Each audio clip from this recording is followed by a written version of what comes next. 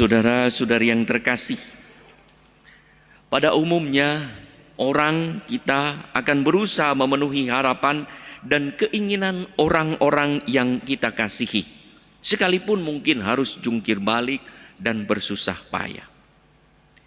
Kalau orang-orang yang kita kasihi meminta atau memerintahkan sesuatu, tentu kita akan berusaha keras untuk mewujudkan perintahnya, kalaupun sulit dan berat, karena kita mengasihinya.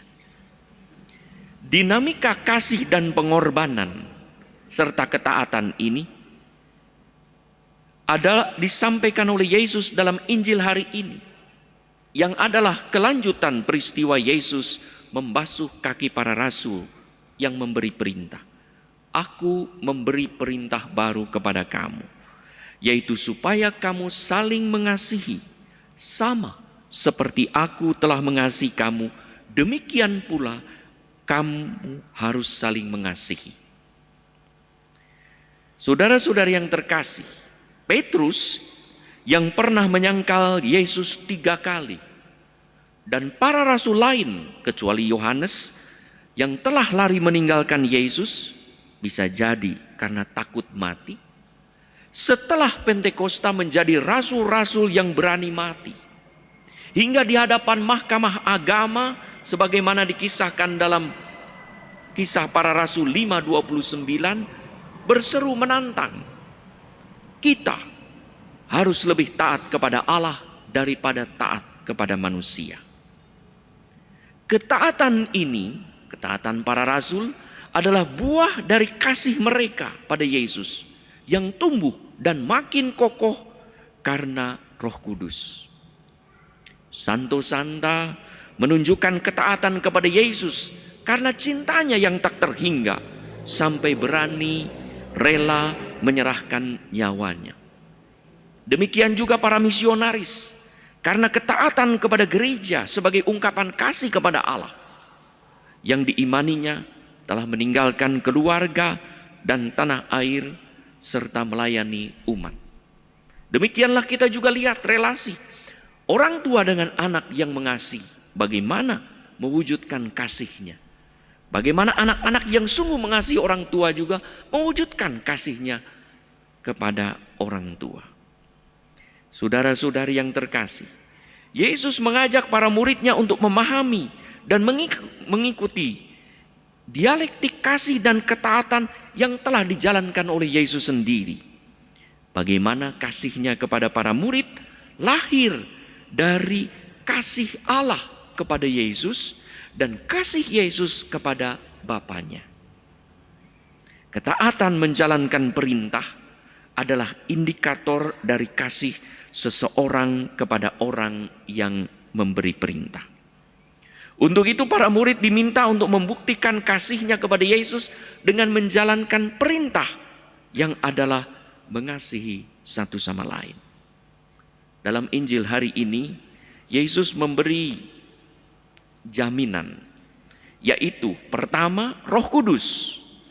Roh Kudus penghibur akan diutus kepada mereka untuk menghibur mereka. Roh inilah yang akan makin memperkokoh kasih para murid kepada Yesus, hingga berani mati demi Yesus dan demi gerejanya. Roh Kudus terus mengingatkan para murid akan apa yang dikatakan oleh Yesus sendiri. Jika kamu mengasihi aku, kamu akan menuruti segala perintahku. Kedua, Yesus menjamin bahwa para muridnya tidak akan menjadi yatim piatu, tak akan ditinggalkan Yesus, sebagaimana dijanjikan setelah kebangkitannya. Di dalam Matius 28:20, aku akan menyertai kamu sampai akhir zaman. Perayaan Ekaristi yang kita ikuti hari ini menyatakan juga kehadiran Yesus secara real dan sakramental. Dan itu adalah bukti Yesus selalu menyertai kita secara nyata. Dua janji Yesus itu yang diungkapkan dalam Injil diwujudkan Yesus karena kasihnya kepada kita. Maka orang yang berjanji, orang yang mengasihi, dia akan mewujudkan janji-janjinya. Maka janji Roh Kudus telah turun dan diutus kepada kita pada saat sakramen baptis dan sakramen penguatan. Sudah diwujudkan. Serta Ekaristi yang telah dianugerahkan kepada kita adalah bukti janji nyata. Sebetulnya di akhir Injil hari ini juga ada janji. Barang siapa mengasihi aku akan dikasihi oleh Bapa-Ku. Dan Allah mewujudkan kasih itu pada kita melalui kehidupan yang kita alami saat ini. Kini, apakah kita yang telah dikasihi oleh Yesus, oleh Tuhan, oleh Allah? Bagaimana wujud kita? Apakah kita juga mengasihi Yesus? Kesungguhan kasih kita kepada Tuhan diperlihatkan dalam kasih kita kepada sesama manusia, kepada keluarga kita, kepada anggota gereja, kepada sesama pada umumnya di tengah masyarakat. Jangan sampai kita berkata, saya mengasihi Tuhan, tetapi ternyata masih juga membenci sesamanya, apalagi saudaranya, atau setidaknya tidak peduli pada nasib mereka yang kurang beruntung. Rasul Yohanes dengan keras berkata di dalam 1 Yohanes 4:20, jikalau seorang berkata, aku mengasihi Allah, dan ia membenci saudaranya, maka ia adalah pendusta, pembohong. Karena barang siapa tidak mengasihi saudaranya yang dilihatnya, tidak mungkin mengasihi Allah yang tidak dilihatnya. Mari kita lihat orang-orang di sekitar kita, di sebelah kiri, di sebelah kanan, di depan, di belakang. Siapa yang kita lihat?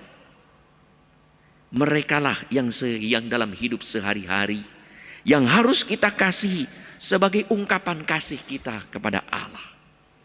Bukankah Yesus pun mengatakan kehadirannya dalam diri orang yang paling hina?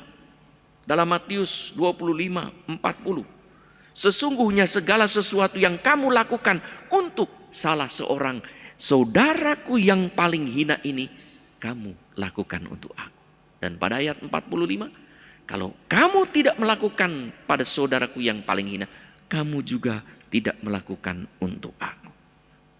Siapa tahu yang kurang beruntung, yang hina adalah saudara dan sahabat kita karena mengalami peristiwa tertentu. Bisa jadi anggota keluarga kita, anggota gereja, atau tetangga kita.